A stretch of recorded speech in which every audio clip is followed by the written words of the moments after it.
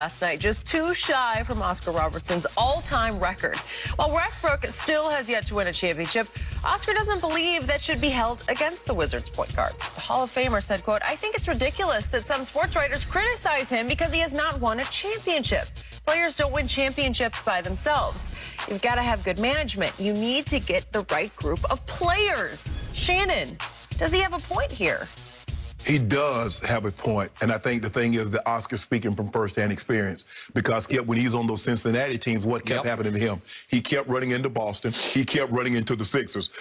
We know what the Boston Celtics had with Russell, Cousy, and the Jones, and all those, Tommy Heinsohn, and then Will had all those. For our younger players, younger viewers, once upon a time, Cincinnati had a NBA team called the Royals. The Royals, yes, they did. Yep. And so he's speaking from firsthand experience. He's like, I caught a lot of criticism because I couldn't get Cincinnati past the team that had 8, 9 Hall of Famers, and then I couldn't get past a team that had 3 or 4 Hall of Famers, and then who had the greatest player at the time in Wilt Chamberlain. Yep. And people criticized me, and I was putting up very similar stats to what Russell is doing, or what Russell Westbrook is doing, Skip.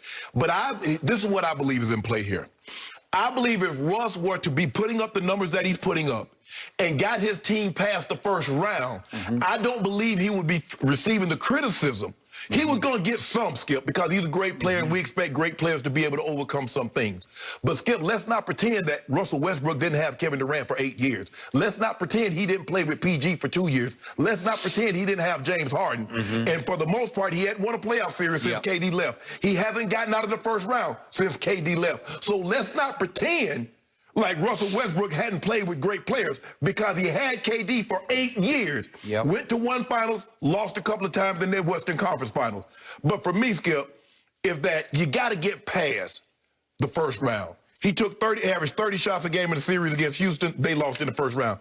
Took 39 shots in the game 5, lost against Utah. He scored 43, but it took him 39 shots. He took 31 shots in game 5, lost to Portland.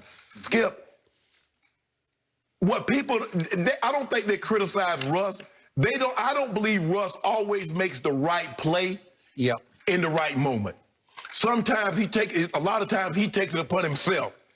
And sometimes it's about making the right play, even if it doesn't involve you scoring the basketball. So for me, should he get criticized? I think all great players are going to get criticized eventually until they actually win the title. Some of the criticism is fair. It is absolutely fair. And when I look at 179 triple-doubles, you're like, well, damn, yeah, he's putting up those triple-doubles, but what is it?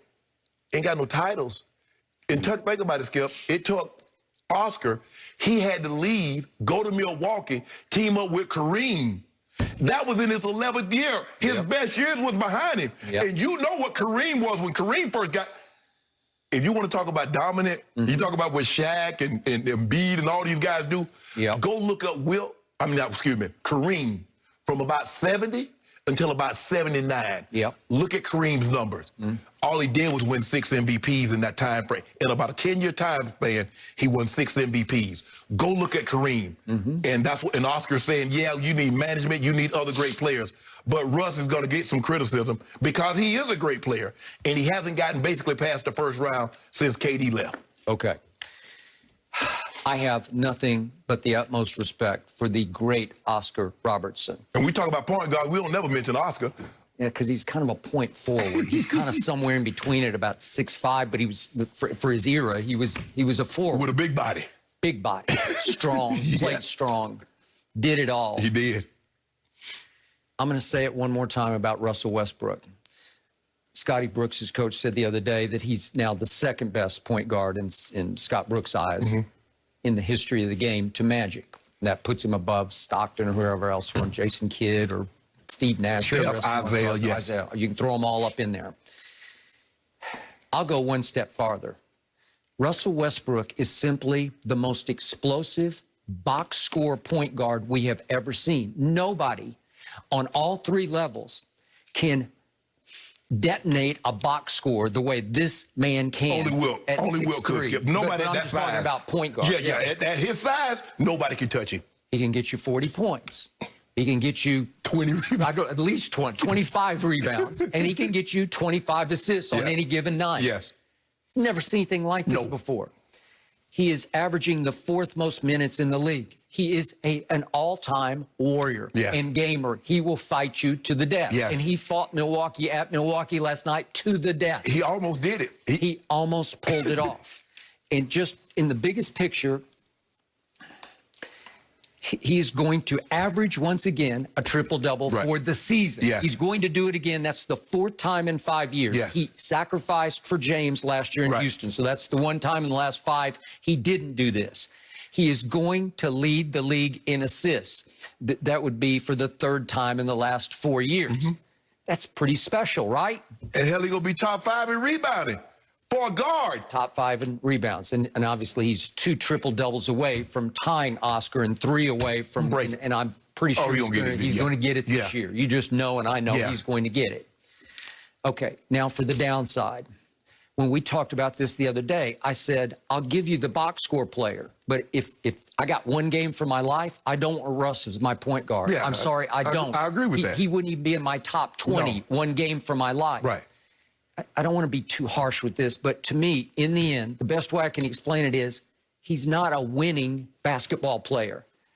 He's not a natural gifted passer of the basketball. He's bull in China shop. He does it by force and by absolute. He wills assists, but they're not smooth and easy and natural, and they don't always contribute to the bottom line, which is up on the scoreboard. So I'm going to remind everybody, he's leading the league in assists. He's also running away with the turnovers in this league. And you can always say, if you got the ball in your hands. Okay, but he's only 8th in usage rate. So that's not, he's not first or second. But he is number 1 by far. He's now 30 turnovers ahead of your man Luka in Dallas. 30. He's 287 to 257. So I admire the warrior in him, but sometimes it's for the wrong reasons, where he's a stat monster in his head. I gotta. And in the end, there are plays that need to get made, and I'm about to show you a couple of them, that he doesn't routinely make. And I'm going to let's keep it real here. He is this year a 31% three-point shooter. So he's a liability from there. Last year in Houston, he was 26%, so he's up a little bit from that. This year, he's making 64% of his free throws. Well, we used to talk about Lonzo being a 50% free throw shooter. As a point guard, especially at this level that Russell's playing at, you got to be better than 64. You got to be 90. That's what you got to do for a living, Especially as many times he's getting to the basket, because he's going to the basket. He's going to get to the basket, and you know and I know he's going to get fouled. So what I admire about him is, he said the other day, he just casually mentioned, he said he played through a torn quad early this year. And they fell to 17 and 32 on April 5th, and they've been on a pretty good tear. They're 13 and 4, and they almost pulled that game out last night, but that's since April 5th. So they're now in the 10 seed, the 10 spot, which is barely in the play-in, but they're going to make it. They're going to, and it's going to be fun to watch. And I couldn't stop watching the game last night, because you want to talk about must-see TV. Oh, they're going to scare somebody. Because Bradley Beal can drop 40 on you. Russ can go get you 30 with 20-20. So they're going to scare the hell out of somebody. So Russ plays just about the whole 4th quarter. And guess what he does last night at Milwaukee? I got Giannis in the 4th quarter. And if we could see what he pulled off on Giannis, this was later in the game. Oh, he got a 6th foul on him? Yeah, he got, I don't think it was his 6th foul, was it? It might have been. When Giannis tried to post him? Yeah. Oh, no, okay. Yeah, this is it, right? Yeah, look, this is Russell guarding him. And he got the call. Okay, well, he said, I got him. Well, what's Giannis, 6'11"? Yes. And Russ is 6'3". And he's saying, I got him. And he was pretty good on him the whole 4th quarter. He bothered him the whole 4th quarter. That was a 6th foul. They fouled him out. So now we get to the 2 other plays that caught my eye and stuck in my craw. With 4:27 left, the score is tied, and if we could see what Russell does, this is the kind of play this is not a winning play. You just can't do that. You got a chance to take the lead, and you do that. It's out of control basketball. Looked like he got caught in between. I was going to cross him. He did, but you can't do it. If you're going to win the game at Milwaukee, you can't give them the ball like that. You can't allow a whole possession to be lost that quickly. Okay, and then he has a shot from 8 feet away in the lane, and this is for the lead. This is 2:57 left in the game. 2:37, I'm sorry. 2:37, and here's his shot. Huh? What was that? Okay, and too often he'll take those kind of shots, and it's a forced shot, and I don't think anybody touched the ball. I think he got caught, and he was kind of up in the air, and he wasn't sure whether he should even shoot it or not, and he left it about 2 feet short. Well, you're not going to win that game with that turnover and that shot. Well, too often we've watched big playoff games where you'll see a couple of those plays down the stretch, and then they lose by a point. Right. Well, I can't sum him up any better than last night because he was extraordinary. He was extraordinary. Yes. We run out of superlatives.